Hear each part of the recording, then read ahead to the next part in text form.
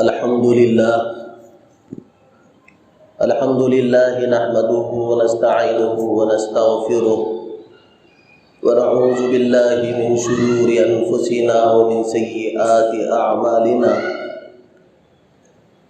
من يهده الله فلا مضل له ومن يضلله فلا هادي له ونشهد أن لا إله إلا الله وحده لا شريك له ونشهد أن سيدنا ومولانا محمدا عبده ورسوله أرسله بالحق بشيرا ونذيرا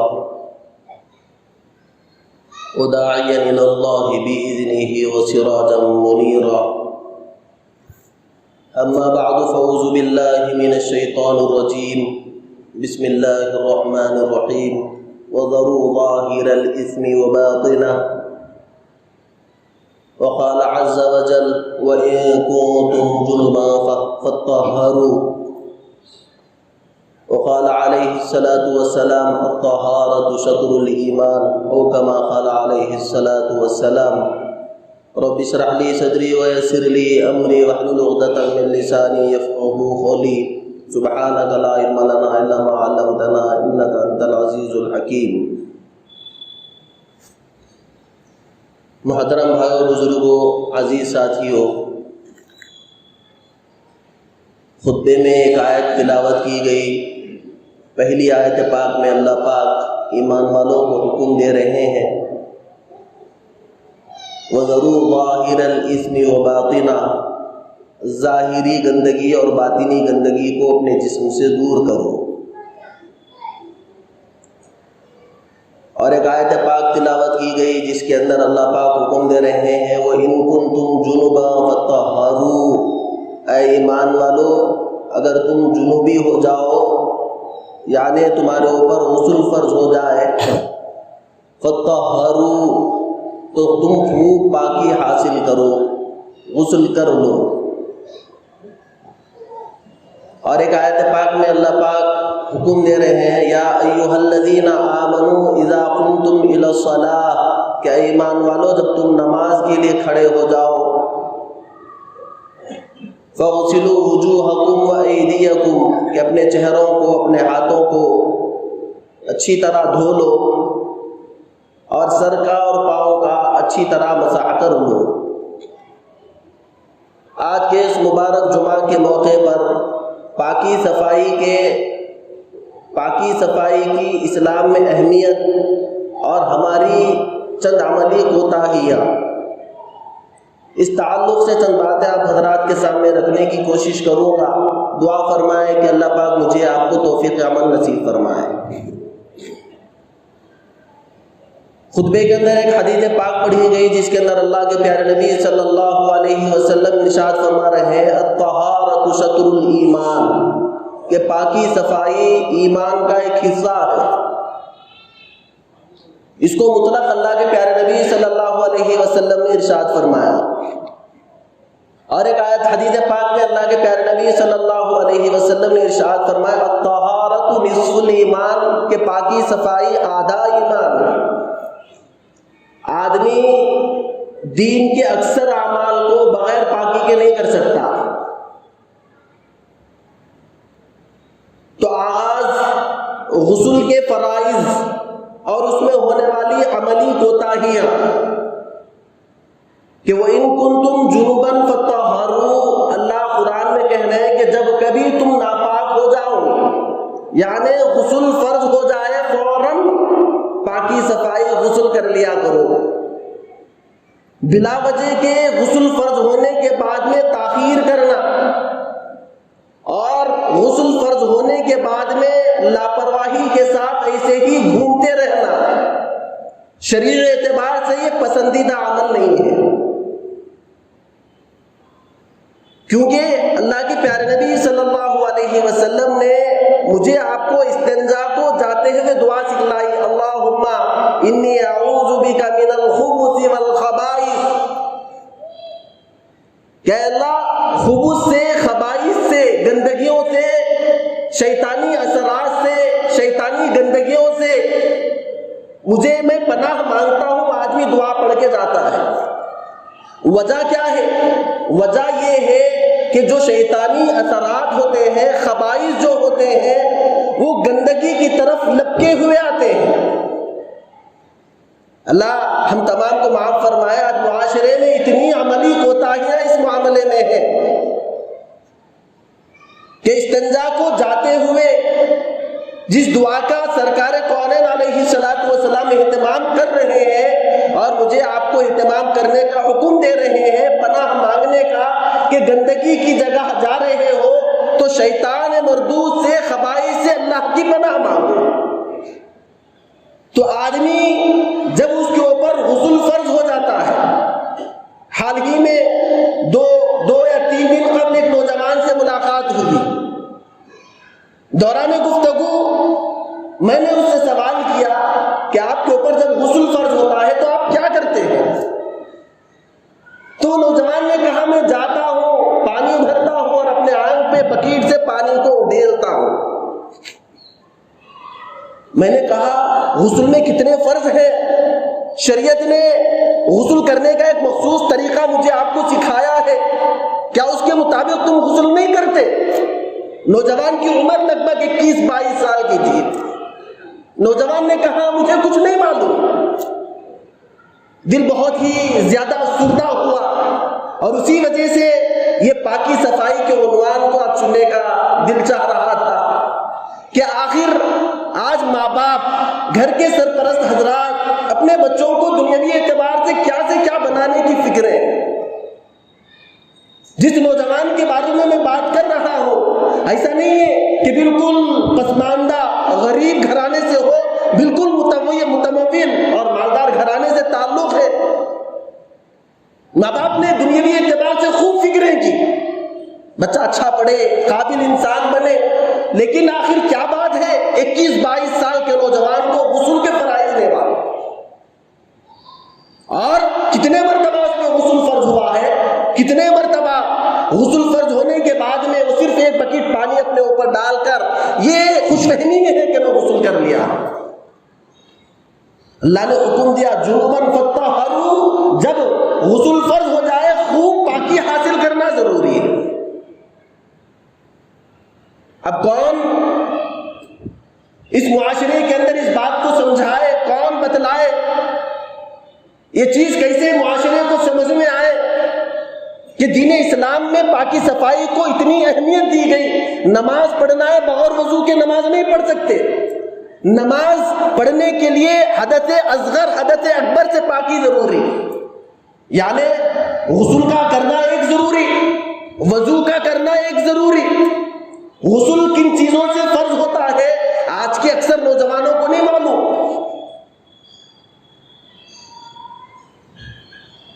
پھر وہ نماز پڑھ رہے ہیں، نماز پڑھنے کے لیے وضو کا ہونا، وَثِيَابَكَ فَطَهِّرْ، پھر کپڑوں کا پاک ہونا، شرائط نماز کے کپڑے پاک ہو، بدن پاک ہو، بدن غلاظتوں سے، نجاستوں سے، پیشاب کے چھینٹوں سے پاک ہو۔ یہ سارے پاکی صفائی کے بنیادی مسائل جو ہر ایک مسلمان کو فرداً سیکھنا ضروری ہے، لیکن ہمارے پاس فرصت نہیں ہے۔ فخر کے طور پہ ہم کہتے ہیں ہمارا بچہ امریکہ میں ہے، کینیڈا میں ہے، آسٹریلیا میں ہے، انگلینڈ میں ہے، مہینے کو 5 لاکھ روپے کما رہا ہے۔ اگر اس کو دین کے یہ بنیادی معلومات نہیں ہے تو آپ ناکام باپ ہیں۔ غسل میں کلی کا کرنا، غرارہ کرنا، ناک میں اچھی طرح پانی کا ڈالنا، سارے جسم کے اوپر پانی کا بہانا۔ اب اس معاملے میں بہت سارے لوگ کئی کوتاہیاں، بمبئی اچھی طرح پانی کا پہنچانا ضروری ہے، سارے جسم میں پانی بہا۔ اب بمبئی کے اندر پانی نہیں پہنچا، بغل کے اندر اچھی طرح پانی نہیں پہنچا، ناک کی نتھنیوں میں اچھی طرح پانی نہیں پہنچا، غسل نہیں ہوگا، غسل نہیں ہوگا تو وضو نہیں ہوگا، وضو نہیں ہوگا تو نماز نہیں ہوگی۔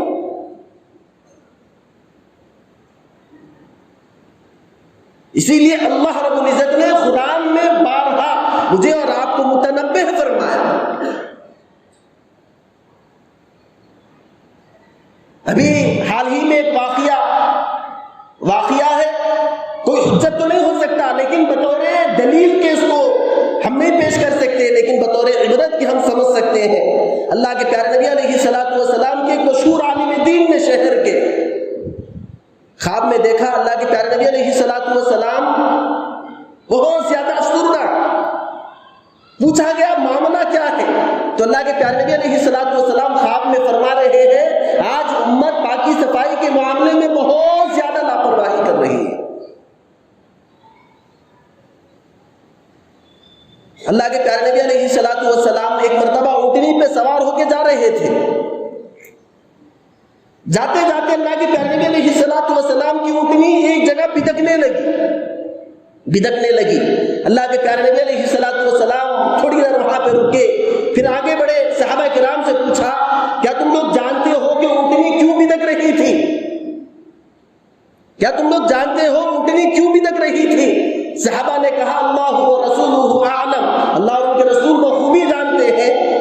تو اللہ کے پیارے نبی علیہ الصلوۃ والسلام نے فرمایا اونٹنی اس لیے بدک رہی تھی کہ وہاں اونٹنی کے نیچے دو قبریں تھیں، دو قبر والوں کو عذاب ہو رہا تھا۔ پھر اللہ کے پیارے نبی نے فرمایا کوئی بڑی بات کے اوپر ان کو عذاب قبر نہیں ہو رہا تھا، دو باتیں۔ پہلی بات یہ ہے کہ وہ پیشاب کے باریک باریک چھینٹوں سے احتیاط نہیں کرتے تھے۔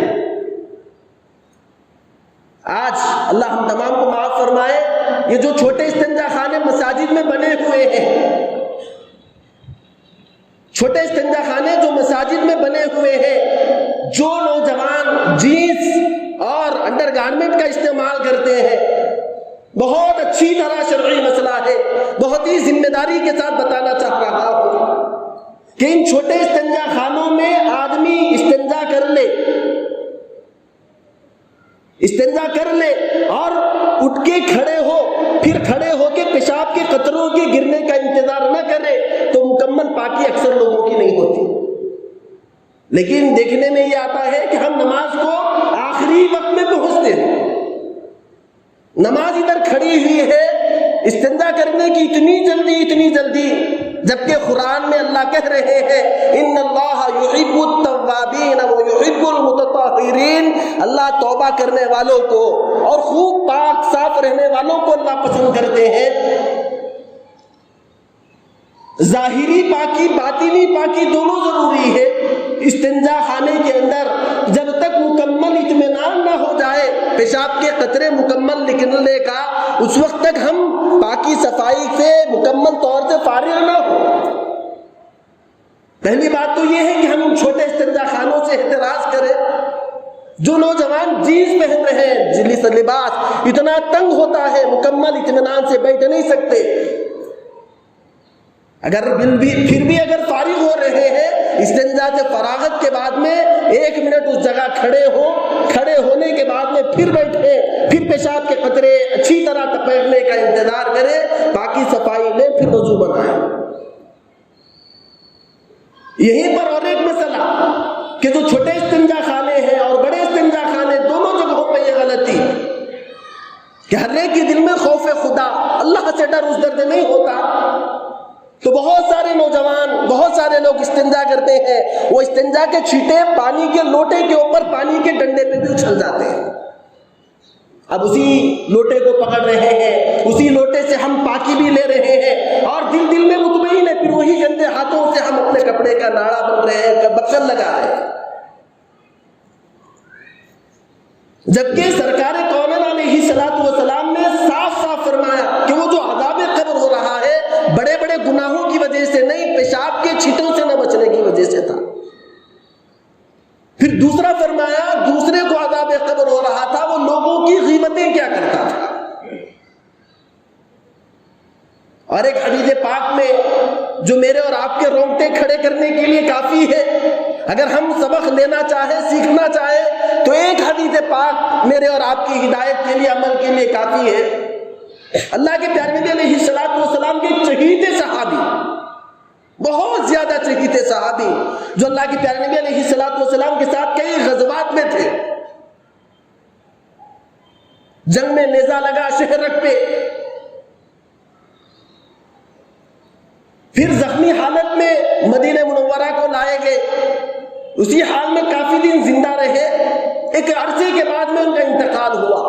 اللہ کے پیارے نبی علیہ السلام اپنے قافلے کے ساتھ، صحابہ کے ساتھ تیزی کے ساتھ ان کی تجہیز و تکفین، ان کے غسل کے لیے گئے۔ اللہ کے پیارے نبی علیہ السلام نے غسل دیا، نماز جنازہ پڑھائی۔ اللہ کے پیارے نبی علیہ السلام اپنے پاؤں کے کھڑکے اللہ کے پیارے نبی علیہ السلام رگڑتے ہوئے جا رہے تھے۔ صحابہ نے پوچھا، اللہ کے پیارے نبی آپ کے چلنے کی کیفیت کیوں بدل گئی؟ اللہ کے پیارے نبی علیہ السلام نے فرمایا، یہ صحابی رسول کے جنازے میں 70,000 فرشتے آئے ہیں، مجھے ان 70,000 فرشتوں میں ان کے درمیان میں جاتے ہوئے تکلیف اور مشقت محسوس ہو رہی تھی۔ اللہ کے پیارے نبی علیہ السلام وہ صحابی رسول کو قبر میں اتارے۔ قبر میں اتارنے کے بعد میں اللہ کے پیارے نبی کے چہرے پہ خوشی کے آثار تھے، ان کے اوپر تجہیز و تکفین کے فراغت کے بعد اللہ کے پیارے نبی علیہ السلام اوپر کھڑے ہوئے، فوراً اللہ کے پیارے نبی کے چہرے انور بدل گیا۔ اللہ کے پیارے نبی علیہ السلام نے صحابہ سے کہا، سبحوا وکبروا، تسبیح پڑھو، تکبیر پڑھو۔ صحابہ نے تسبیح پڑھی، تکبیر پڑھا۔ اللہ کے پیارے نبی علیہ السلام واپس وہ صحابی رسول کے گھر کو گئے، بیوی سے پوچھا ماجرا کیا ہے؟ جن کے جنازے میں 70,000 فرشتے آئے ہیں، جن کو اللہ کے پیارے نبی علیہ السلام نے اپنے ہاتھوں سے غسل دیا تھا، جن کو اللہ کے پیارے نبی علیہ السلام نے اپنے ہاتھوں سے قبر اطہر میں اتارا تھا، وہ صحابی رسول صلی اللہ علیہ وسلم پہ اللہ کی ناراضگی کے آثار ظاہر ہو رہے تھے۔ اللہ کے پیارے نبی علیہ السلام نے وہ تسبیح پڑھی، وہ تکبیر پڑھا، وہ دعائیں کی، واپس آئے، گھر والوں سے معاملہ دریافت کیا تو گھر والوں نے بتایا کہ یہ اہتز عرش الرحمن، کہ جن کی موت سے اللہ کے پیارے نبی نے کہا رحمان کے عرش کے اندر ہلچل مچ گئی۔ اللہ کے پیارے نبی علیہ السلام نے گھر والوں سے ماجرا پوچھا تو گھر والوں نے کہا کہ ان کے بہت زیادہ اونٹ تھے، تو اونٹ کے پیشاب کے باریک باریک چھینٹے کبھی کبھار ان کے کپڑوں کے اوپر اچھل جایا کرتے تھے، اور اونٹ کے پیشاب کے جو قطرات ہیں ائمہ اربعہ میں 3 ائمہ کے نزدیک وہ اونٹ کے پیشاب کے قطرے پاک ہیں، صرف امام اعظم ابو حنیفہ رحمۃ اللہ علیہ کے پاس ناپاک ہے۔ اس کے باوجود اللہ رب العزت کو پیشاب کے چھینٹوں سے نہ بچنا اتنا زیادہ ناپسند ہوا، قریب تھا کہ اللہ پکڑ کر لیتے۔ اور آج ان پیشاب کے چھینٹوں سے آج معاشرے کے اندر دیکھیں، ہوٹلوں میں چلے جائیں، کچرا کنڈی کے پاس جا کے ہمارے نوجوانوں کو دیکھیں، شادی خانوں میں ایک لیٹسٹ فیشن بن گیا ہے، کوئی استنجا خانے سے ہے ہی نہیں، لوگ کھڑے ہو رہے ہیں اور لوگوں کا دیکھا دیکھی نقالی میں شادی خانوں میں کچرا کنڈی کے پاس کھڑے ہو کے استنجا کر رہے ہیں۔ جس پیارے نبی علیہ السلام نے مجھے آپ کو کہا خبر کے اندر پہلی پکڑ وہ پیشاب کے چھینٹوں سے بچنے نہ بچنے کی وجہ سے ہو، آج میں اور آپ کتنے نوجوان، وجہ کیا ہے؟ وجہ ٹٹول کے ہم اپنی زندگی میں دیکھیں، آج ہمارے بڑوں نے ہم کو وہ چیزیں نہیں سکھا رہے ہیں۔ گھروں میں بچوں کو جا کر دیکھیں، زمانہ ماڈرن ہو گیا، ترقی یافتہ ہو گیا، پیارے نبی علیہ السلام نے تلقین کی، سکھایا کہ پیشاب کے چھینٹوں سے بچو۔ آج ہم اپنے بچوں کو پیمپروں میں لپٹ لپٹ کے رکھ رہے ہیں، ایک بار پیشاب کر لیا، 2 بار کر لیا، 3 بار کر لیا، غلاظت پیشاب اس کے جسم کے اندر غلاظت پڑی ہوئی ہے، ماں باپ کو کوئی فکر ہی نہیں ہے۔ اب بچہ اسے ہی بڑا ہو رہا ہے، اس کے دل دماغ میں کیسے بات بیٹھے گی کہ یہ گندگی کی چیز ہے، یہ ناپاکی کی چیز ہے، اس سے بچا جانا چاہیے، پیشاب ہے، اس سے نہیں بچنے پہ عذاب قبر ہوگا۔ بچے کو 6 سال تک ماں باپ نہیں سکھا رہے ہیں، کون سکھائے گا، کون بتائے گا؟ ماں باپ کو فرصت نہیں ہے، ماں باپ کو ایک ہی فکر، بچہ اسکول کو نہیں جا رہا، ٹیوشن کو نہیں جا رہا، بچہ اچھا نہیں پڑھ رہا ہے، لوگوں کے پاس مسئلے پوچھتے ہیں۔ اب جب غلاظتوں سے نہیں بچیں گے، نجاستوں سے نہیں بچیں گے اور گھروں میں پاکیزگی کا اہتمام نہیں کریں گے تو پھر خبائث تو نپٹیں گے۔ لوگ آ کے بہت سارے پوچھتے ہیں کوئی اچھے عامل کا ایڈریس دے دیجئے، گھر میں فلانے کو بچی کو اثر ہو گیا، فلانے بچے کو اثرات ہو گئے، فلانے کو فلانی چیز ہو گئی، جہاں پہ نبوی نسخہ موجود ہے، گندگی سے بچنے کی دعائیں موجود ہیں، اور مجھے آپ کو تلقین کی گئی استنجا کو جا رہے ہو، پیشاب کے چھینٹوں سے بچو، غلاظتوں سے بچو، گندگیوں سے بچو، گھر کے اندر جا رہے ہیں، پیشاب کے چھینٹوں سے بچنے کے ساتھ ساتھ نبوی دعا پڑھ کے استنجا خانے میں جانا ہے کہ اللہ مجھے خبائث سے، گندگیوں سے، شیطانی اثرات سے محفوظ رکھنا۔ کتنے لوگ دعا پڑھ کے جاتے ہیں، کتنے لوگ اپنے آپ کو ان گندگیوں سے بچانے کی فکر کرتے ہیں۔ تو میرے محترم بھائیو بزرگوں، بہت ہی اہم دینی فریضہ کہ ہم اپنے آپ کو تمام گندگیوں سے بچانا، ظاہری گندگی سے بھی، باطنی گندگی سے بھی۔ گھروں میں بچے استنجا خانے میں جا رہے ہیں، چھوٹے بچے عام طور سے پاکی صفائی کا اہتمام نہیں کرتے ہیں۔ اب بچے وہ استنجا کرتے ہوئے لوٹے پر، بکیٹ میں کہاں کہاں گندگی کو لگا دیتے ہیں۔ یہ ماں باپ کی ذمہ داری ہے کہ ان کی گندگی کا، ان کی پاکی صفائی کا الگ سے اہتمام کرے۔ عام طور سے گھروں میں اور ایک رواج ہے کہ گھر کے اندر سارے کپڑے کام والی دھوتی ہے، گھروں میں گندگی کے کپڑے بھی اسی میں ملا دیے جاتے ہیں، پاک کپڑے بھی اسی میں ملا دیے جاتے ہیں۔ جو کپڑے میں نجاست لگی ہوئی ہے، جو کپڑے میں غلاظت لگی ہوئی ہے، جو کپڑے کے اندر مزید منی لگی ہوئی ہے، وہ کپڑے بھی پاک کپڑوں کے ساتھ ملا کے دھونے کے لیے ڈال دیا جاتا ہے۔ اب کام والی پاکی کا اہتمام کر رہی ہے نہیں کر رہی، کون دیکھے گا؟ نماز پڑھ رہے ہیں، نماز کی شرط ہے جسم کا پاک ہونا، کپڑوں کا پاک ہونا، جسم میں گندگی کا نہ رکھنا۔ تو یہ ساری گندگیوں سے جب پاک ہو کے ہماری نمازیں ہوں گی، وہ نمازیں اللہ کو قبول ہوں گی۔ کتنے لوگ ہیں چلتے چلتے ایک ضمنی مسئلہ، سطر کا چھپانا بھی فرض ہے۔ سطر کس کو کہتے ہیں؟ ناف سے لے کے گھٹنے کے نیچے تک کا حصہ کسی غیر محرم کو دکھانا حرام ہے، حرام۔ آج فیشن چل رہا ہے، چڈے پہن کر لوگ گلیوں میں گھوم رہے ہیں، نوجوان گھوم رہے ہیں۔ اپنی شرمگاہ کا دکھانا جیسے گناہ ہے، اپنی ران کا بھی دوسرے مسلمان کو دکھانا حرام ہے۔ اپنے جسم کو ظاہری گندگی، باطنی گندگی، دونوں گندگیوں سے پاک کرنا۔ پھر اللہ طاہر بیتی للطائفین والعاکفین والرکع السجود، ظاہری گندگی، باطنی گندگی کے پاک ہو کے اللہ کے گھر میں آ رہے ہیں۔ نماز کے اندر ہونے والی کوتاہیاں کسی اور موقع پہ بیان کی جائے گی۔ خارج نماز میں ایک ہے بدن میں سطر کا چھپانا۔ کتنے نوجوان پھٹے ہوئے جینس پہن کے اللہ کے گھر میں آ رہے ہیں، کتنے شرم کی بات ہے، اللہ کے گھر میں اپنی شرمگاہ کو کھول کے اللہ کے گھر میں بیٹھے ہوئے۔ اگر نوجوان کی ران کھلی ہوئی ہے، ران کھلی ہوئی ہے، سطر کا حصہ ہے، جس درجے شرمگاہ دکھانا حرام، اسی درجے ران کا دکھانا حرام، اللہ کے گھر میں بیٹھ جائے، کتنے بڑے شرم کی بات ہے۔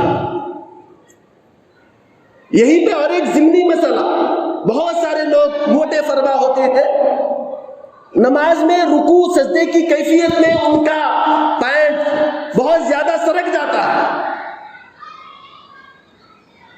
تو یہ بھی سطر، ناف کا حصہ، پچھلے حصے میں جہاں تک ناف کا پچھلا حصہ آتا ہے، سارا کا سارا سطر میں داخل ہے۔ سطر کھل گئی، نماز مکمل نہیں ہوگی، نماز کو پھر سے دہرانا پڑے گا، نماز کو پھر سے دہرانا پڑے گا۔